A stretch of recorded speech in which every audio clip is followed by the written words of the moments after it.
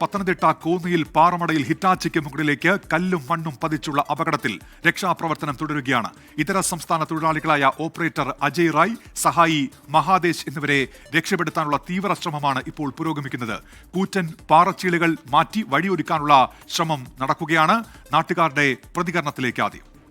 കഴിഞ്ഞ വർഷം last date കൃത്യമായിട്ട് ഓർക്കുന്നില്ല, കഴിഞ്ഞ മന്ത്രിയുടെ 2 മന്ത്രിമാരുടെ അദാലത്ത് കോന്നി വെച്ച് നടന്നു.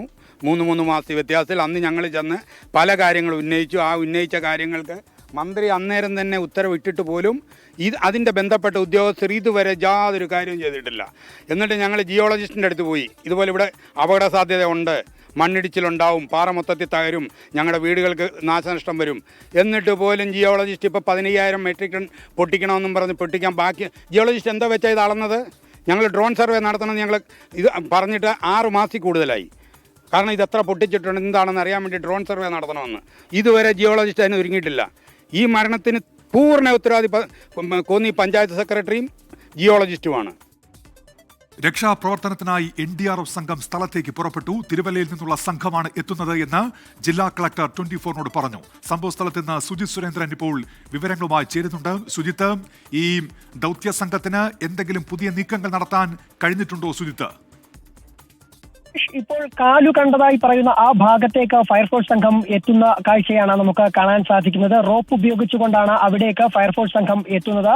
ആ പാറകൾ നീക്കി കാലു കണ്ടതായി പറയുന്ന ആ തൊഴിലാളിയെ പുറത്തെത്തിക്കാനുള്ള തീവ്ര ശ്രമമാണ് ആരംഭിച്ചിരിക്കുന്നത്. നമ്മൾ മണിക്കൂറുകൾക്ക് മുമ്പ് തന്നെ അവിടെ നിന്ന് ചില തൊഴിലാളികൾ, ചില നാട്ടുകാരൊക്കെ തന്നെ കാലു കണ്ടതായുള്ള കാര്യം വിളിച്ചു പറയുകയും നമ്മളത് റിപ്പോർട്ട് ചെയ്യുകയും ചെയ്തിരുന്നു. അതിന് തൊട്ടുപിന്നാലെയാണ് ഇപ്പോൾ ആ ദൃശ്യം കൂടുതൽ അടുത്ത് ലഭ്യമായത്. ഇതോടുകൂടിയാണ് ഇപ്പോൾ ഫയർഫോഴ്സ് സംഘം അവിടേക്ക് എത്തിയിരിക്കുന്നത്.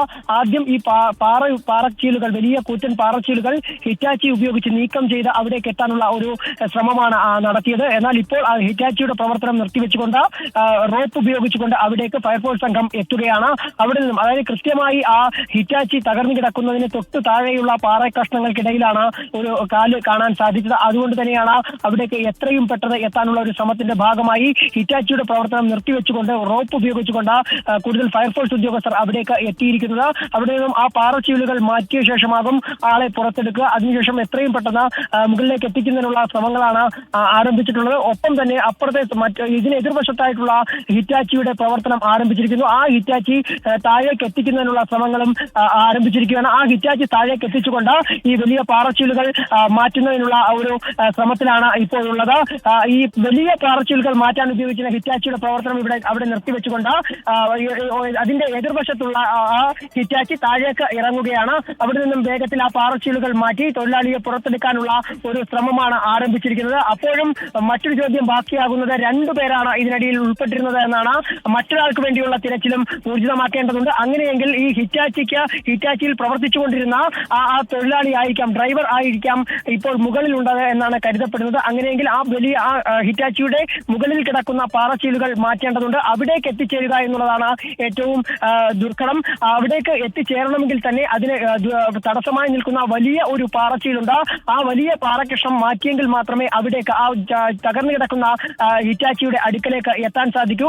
അങ്ങനെ അത് മാറ്റി എത്തുന്നതിന് മുൻപ് തന്നെ അവിടേക്ക് റോപ്പ് ഉപയോഗിച്ചുകൊണ്ട് മുകളിൽ നിന്നും അല്ലെങ്കിൽ ക്രെയിൻ ഉപയോഗിച്ചുകൊണ്ട് അവിടേക്ക് ഇറങ്ങാനുള്ളൊരു ശ്രമവും ആരംഭിക്കാനുള്ള നീക്കത്തിലാണ്. പക്ഷേ അവിടേക്ക് എത്താൻ ശ്രമിക്കുമ്പോൾ തന്നെ മറ്റൊരു പ്രധാന കാര്യം, പാറ മുകളിൽ നിന്നും വീണ്ടും മണ്ണിടിച്ചിൽ ഉണ്ടാകാനുള്ള ഒരു സാധ്യതയുണ്ട്. കാരണം പലതവണ ഇവിടെ ഈ അപകടം നടന്നതിന് ശേഷവും പലതവണ മണ്ണിടിയുന്നുണ്ട്. കാരണം ഇവിടെ നിന്നുമുള്ള ഊറ്റിറങ്ങുന്ന ഒരു സാഹചര്യമുണ്ട്. ഉറവ ഉള്ള ഒരു പ്രദേശമാണ്. അതുകൊണ്ട് തന്നെ ആ ഉറവ ഇറങ്ങിയാണ് ആ മണ്ണ് കൂടുതൽ നനഞ്ഞിരിക്കുന്ന ഒരു സാഹചര്യമുള്ളത്.